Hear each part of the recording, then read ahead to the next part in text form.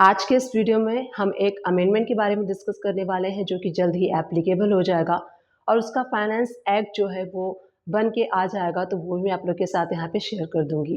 क्या हम डिस्कस करने वाले हैं? हम आज के इस वीडियो में डिस्कस करने वाले हैं जो प्रॉपर्टी पे आप कैपिटल गेन करते हैं उसके बारे में हम डिस्कस करने वाले हैं। नमस्ते दोस्तों, मैं सुमन शर्मा आप सभी का स्वागत करती हूँ आपके अपने चैनल सुमन एजुकेशन हब में।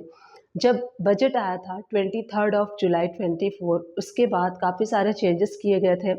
उसमें लॉन्ग टर्म कैपिटल गेन से रिलेटेड भी चेंजेस किया गया था, जिसका कि जो टैक्स रेट है वो 12.5% कर दिया गया था और ये उसके ऊपर एप्लीकेबल होता है जहाँ पे कि आप लॉन्ग टर्म कैपिटल गेन करते हैं। और प्रॉपर्टी भी एक लॉन्ग टर्म कैपिटल गेन के अंडर में आती है, क्योंकि आप प्रॉपर्टी जब परचेस करते हैं उसको आप होल्ड करते हैं, कुछ लंबे टाइम के लिए करते हैं।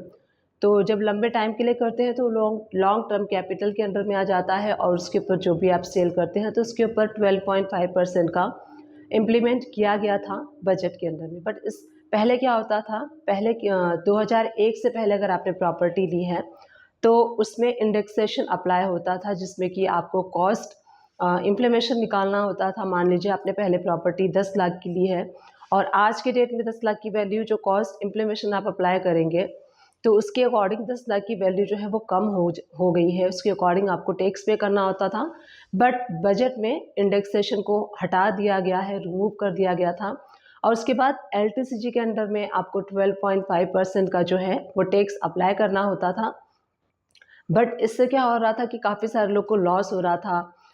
जो इंडेक्सेशन है वो रिमूव होने के बाद जो न्यू एलटीसीजी के अंडर में 12.5% का जो टैक्स कैलकुलेशन करते थे तो उसमें काफ़ी सारे लॉसेस हो रहे थे, उसकी वजह से काफ़ी सारे प्रॉब्लम्स हो रहे थे। तो इसीलिए गवर्नमेंट ने इसके ऊपर इम्प्लीमेंट करने के लिए, अमेंडमेंट करने के लिए अप्लाई किया हुआ है और जैसे ही ये अप्रूव होकर आएगा, इसका जो फाइनेंस एक्ट है वो बन जाएगा, तो वो भी मैं आप लोग के साथ यहाँ पे शेयर करूँगी।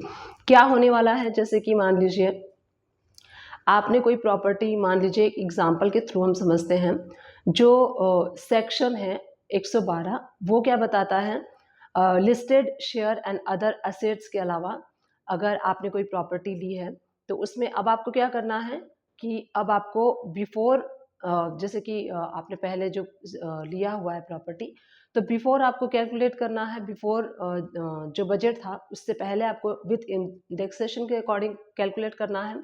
आप कैसे कैलकुलेट करेंगे, बिफोर एंड आफ्टर आपको कैलकुलेशन करनी होगी। बिफोर आप विथ इंडेक्सेशन 20% के अकॉर्डिंग करेंगे और आफ्टर आपको करना है, जो आफ्टर बजट हुआ था तो उसमें आपको एलटीसीजी के अकॉर्डिंग 12.5% अपना कैलकुलेशन करना है टैक्स। तो जो भी आपका लोअर होगा वो आपको गवर्नमेंट को पे करना है। सिंपल सी लैंग्वेज है।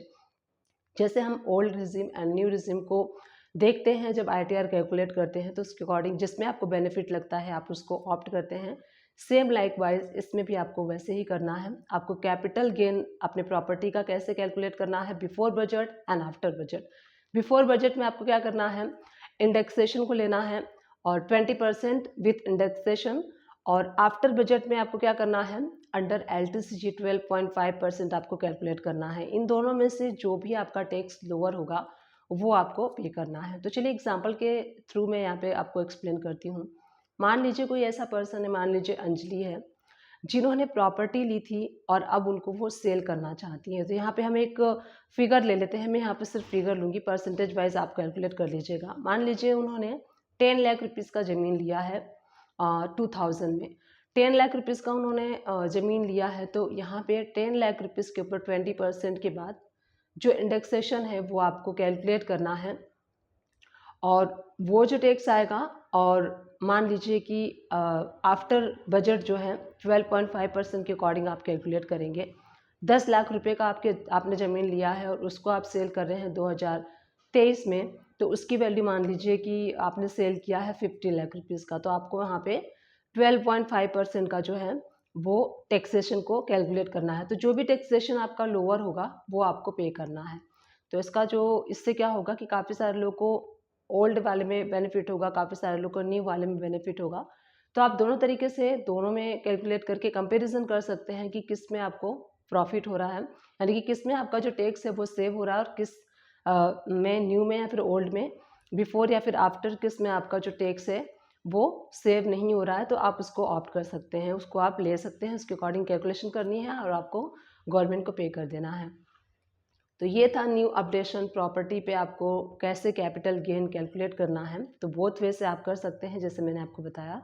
आई होप ये वीडियो आप सभी लोग के लिए हेल्पफुल रही होगी। अगर हेल्पफुल रही है तो प्लीज़ चैनल को लाइक शेयर सब्सक्राइब कर दीजिएगा। Thank you for watching, keep watching.